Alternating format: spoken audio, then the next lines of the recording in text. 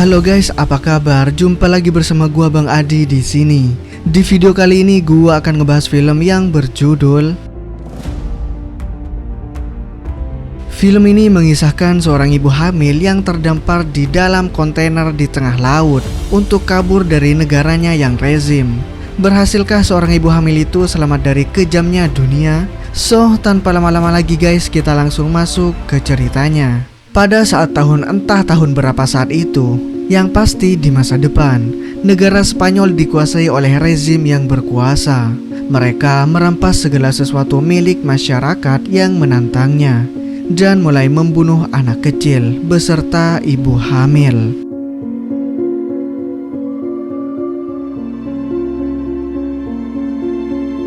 Dalam situasi seperti ini, sepasang suami istri yang bernama Nico dan Mia yang sedang hamil tua melakukan rencana untuk pindah ke negara Irlandia dengan cara menyusup ke dalam kontainer kapal kargo.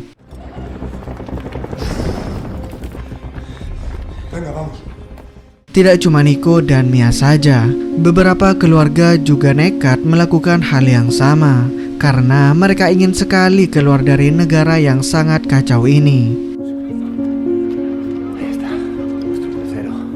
Namun untuk masuk ke dalam kargo tentu saja tidaklah gratis. Mereka harus membayar para penyeludup dengan uang yang banyak. Tapi karena Nico kekurangan uang, ia pun meminta Mia untuk melepaskan cincin pernikahan mereka.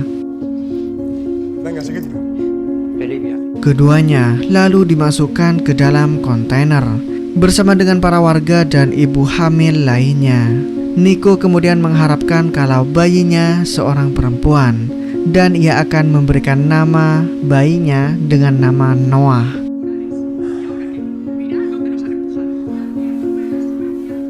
Namun sebaliknya Mia malah ingin anak laki-laki supaya besar nanti anaknya bisa menjadi Ultraman.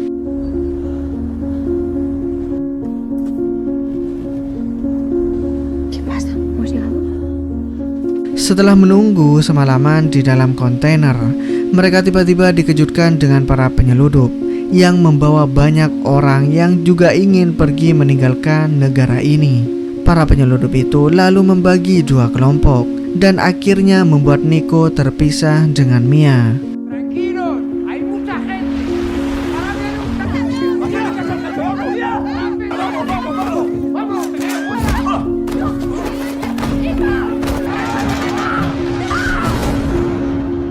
Nico dimasukkan ke dalam kontainer warna hijau dengan nomor 107, sedangkan Mia berada di dalam kontainer bertuliskan Nauher.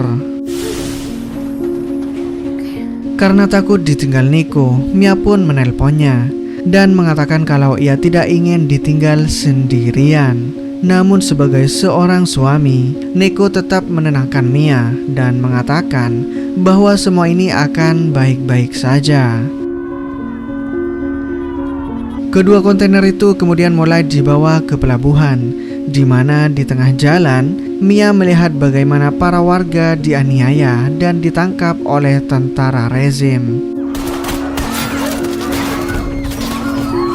Sesampainya di pelabuhan, mereka harus melewati pos pemeriksaan yang dijaga ketat oleh tentara rezim.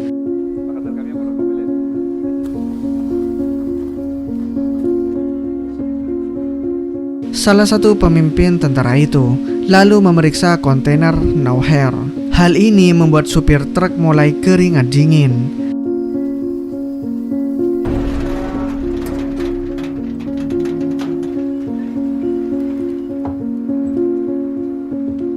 Untungnya saat tentara itu masuk ke dalam, ia tidak menemukan orang-orang karena ternyata Mia dan para penumpang bersembunyi di balik besi kargo. Namun, tentu saja hal ini membuat si tentara merasa janggal karena seharusnya ruang kargo berdiameter panjang.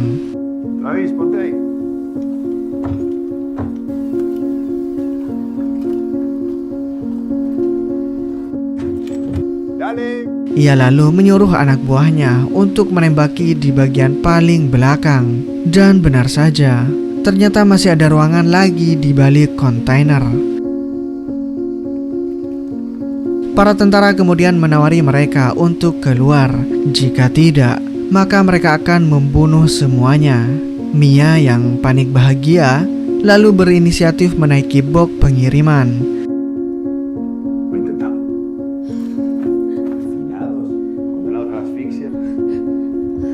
Dan saat salah satu penumpang menampakkan dirinya, para tentara itu malah menembaknya guys. Kemudian ia memerintahkan anak buahnya untuk membunuh semua penumpang yang ada, termasuk anak kecil. Sementara Mia terbebas dari maut karena bersembunyi di atas box pengiriman dan menjadi satu-satunya penumpang yang selamat.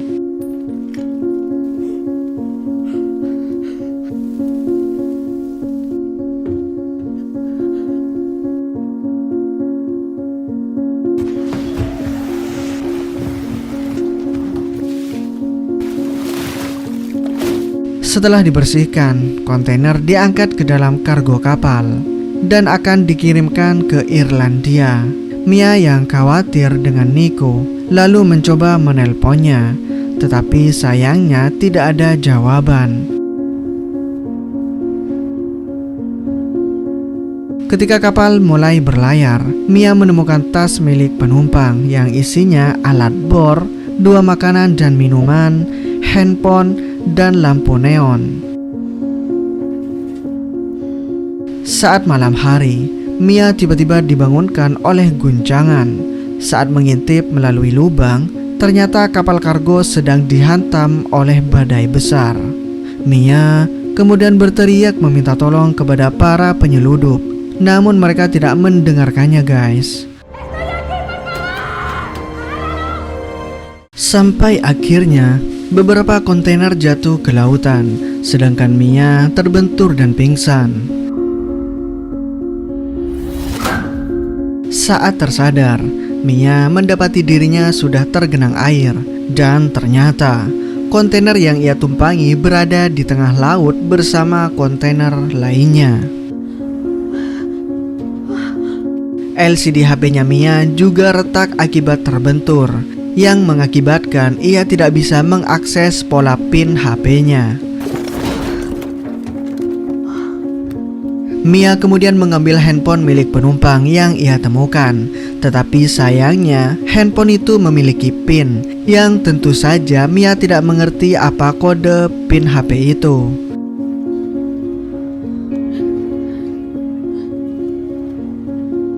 Di saat itu juga, Mia melihat air mulai masuk melalui lubang kecil. Ia pun bergegas membuka box pengiriman untuk mencari alat yang bisa menambal lubang tersebut. Tapi yang Mia temukan hanyalah top tower, hoodie, headset, dan TV LCD.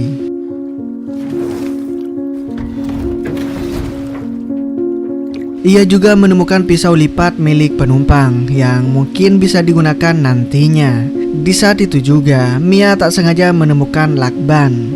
Ia pun segera menempelkan lakban itu ke arah lubang, sehingga air tidak bisa masuk meskipun bersifat sementara. Ketika Mia membuka buku catatan keluarganya, tiba-tiba ia mendengar suara jeritan.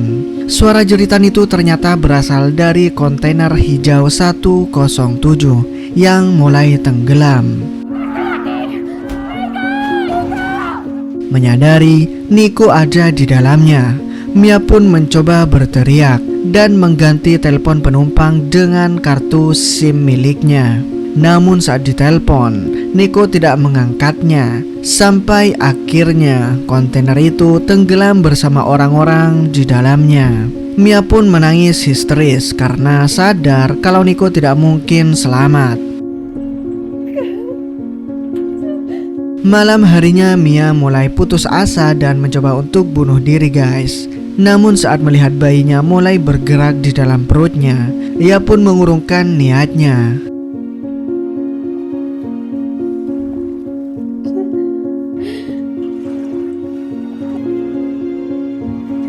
Singkat cerita, saat Mia tertidur, ia bermimpi box yang masih di atas terjatuh dan membuat kontainer tenggelam.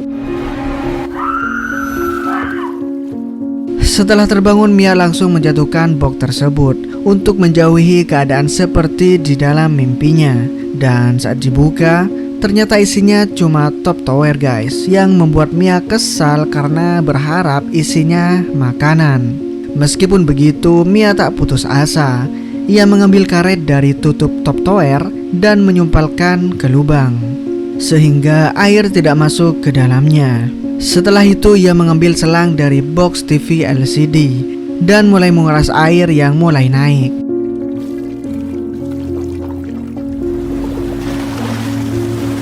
Selain itu, Mia juga menempelkan catatan sehingga ia tahu sudah berapa hari ia terdampar. Saat Mia sedang menata peralatannya, tiba-tiba telepon berdering. Telepon itu ternyata dari Nico yang masih hidup guys, karena sebelumnya para penyeludup membuang Nico sebelum masuk ke pelabuhan. Mia lalu memberitahu Nico bahwa dirinya terjebak di dalam kontainer yang terombang-ambing di tengah lautan. Mendengar hal itu, Nico pun kebingungan, tetapi ia tetap meyakinkan Mia kalau ia akan segera menjemput Mia.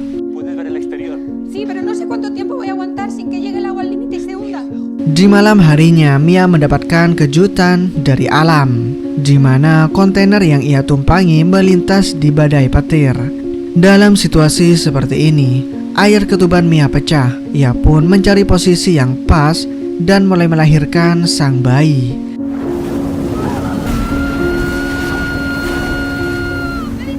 Setelah ngeden-ngeden, Mia akhirnya berhasil melahirkan bayinya yang berjenis kelamin perempuan. Awalnya si bayi tidak bernafas, tetapi setelah ditepuk-tepuk oleh Mia, si bayi akhirnya bisa bernafas dan mulai menangis.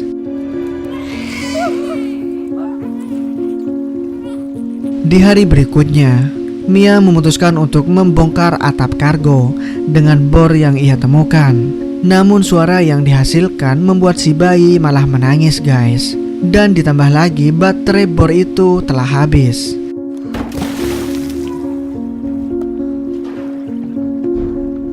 Mia kemudian dibuat kesal dengan HP Androidnya yang sama sekali tidak bisa mengakses polanya.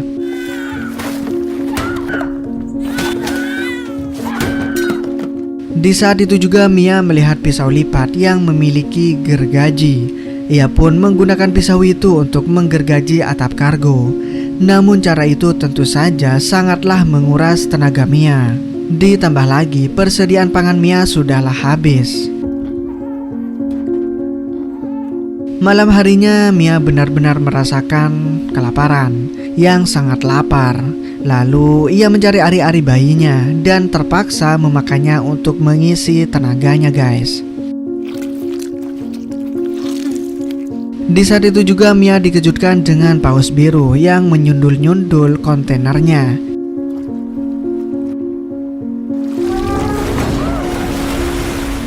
Ia pun segera menggendong bayinya dan memukul-mukul kontainer untuk mengusir paus tersebut. Di hari berikutnya Mia kembali menggergaji atap dengan pisau lipat. Namun di tengah itu, tiba-tiba pisaunya patah. Hal ini pun membuat Mia menjadi putus asa guys.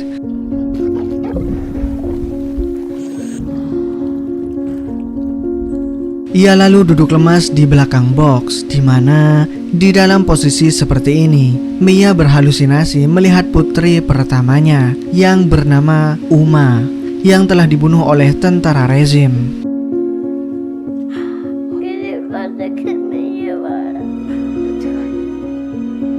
Mia kemudian disadarkan oleh air hujan yang mulai memasuki kontainer.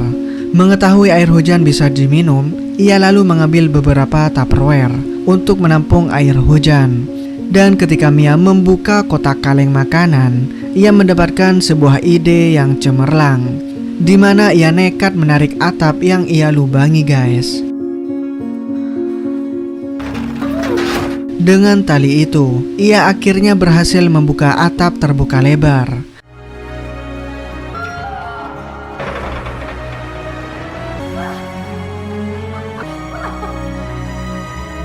Ia lalu membawa sang bayi keluar dari dalam kontainer, sehingga ia bisa menghirup udara segar dan terkena sinar matahari.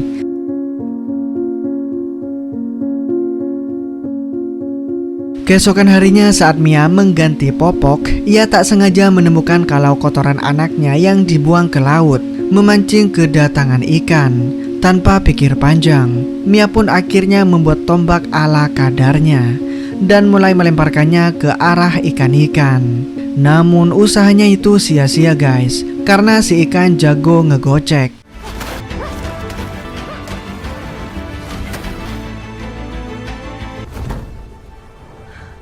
Di malam harinya, Mia kemudian membuat jaring dari kabel-kabel TV dan headset. Lalu, setelah jaring telah jadi, ia langsung menggunakan untuk memancing para ikan. Dan ternyata cara ini berhasil guys.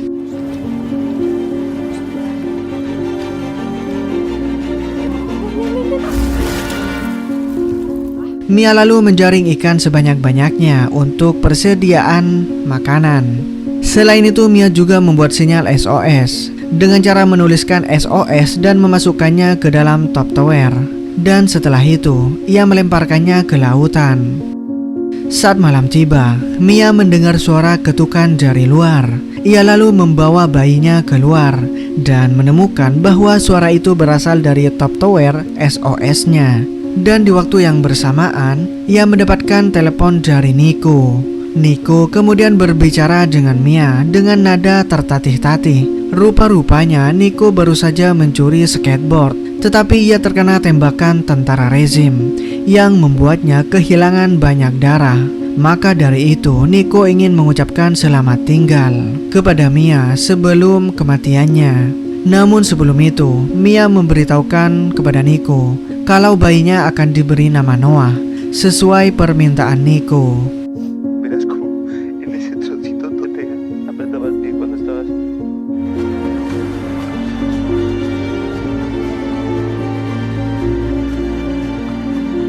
Di hari berikutnya, atau tepatnya hari ke-20, Mia menemukan kalau airnya sudah menyentuh batas maksimum. Ia lalu memulai membuat rakit untuk berjaga-jaga bila kontainernya tenggelam. Ketika sedang membuat rakit, tiba-tiba satu burung cangau singgah di kontainernya. Ia pun mulai lega karena artinya ia sudah dekat dengan daratan. Di malam harinya, ia mendapati kalau kontainer mulai tenggelam. Ia lalu nekat masuk ke dalam untuk mengambil jajan pemberian Nico. Namun saat hendak mengambilnya, kaki Mia tersangkut tali guys. Sedangkan Noah yang berada di atas rakit mulai tersapu ombak. Saat kontainer tersebut tenggelam, Mia segera memotong talinya dan segera kembali ke permukaan. Akan tetapi sayangnya, Mia kehilangan sang anak. Ia mulai mencari Noah. Dan di saat itu juga paus biru besar muncul. Paus itu menuntun Mia ke arah Noah dan menyemburkan air ke rakit Noah, yang membuat Noah menangis. Mia lalu mendekati putrinya, tetapi ia tidak bisa naik karena rakitnya terlalu kecil guys. Yang bisa Mia lakukan hanyalah berdiam diri dan mengikat dirinya dengan rakit. Di pagi harinya, Mia mulai kelelahan dan kedinginan. Sebelum jatuh pingsan, ia sengaja membuang sisa-sisa ikan ke laut agar burung camar mendekati rakitnya.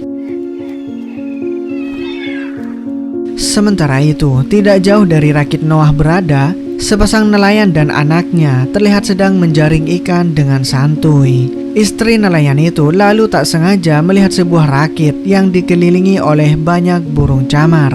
Tanpa pikir panjang, mereka pun mendekati rakit tersebut. Dan saat diangkat, ternyata isinya adalah bayi Noah. Sedangkan Mia hilang entah kemana. Dan kemungkinan besar Mia sudah tenggelam ke dasar laut. Namun ketika kedua pasangan itu memeriksa rakit Noah, mereka menemukan tali kabel yang menjular ke laut. Dan saat diangkat, ternyata tali itu berujung pada Mia yang sudah tak sadarkan diri guys. Keduanya pun langsung melakukan pertolongan pertama sampai akhirnya Mia berhasil diselamatkan.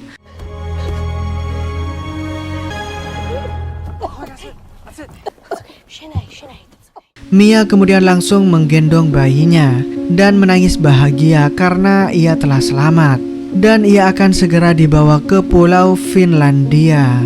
Dan film pun berakhir guys. Oke guys, itulah alur cerita dari film Nowhere. Semoga kalian terhibur dengan alur cerita yang saya bawakan. Dan mohon maaf jika ada kesalahan kata dari gua guys. Dan gua di sini cabut dulu. Dadah.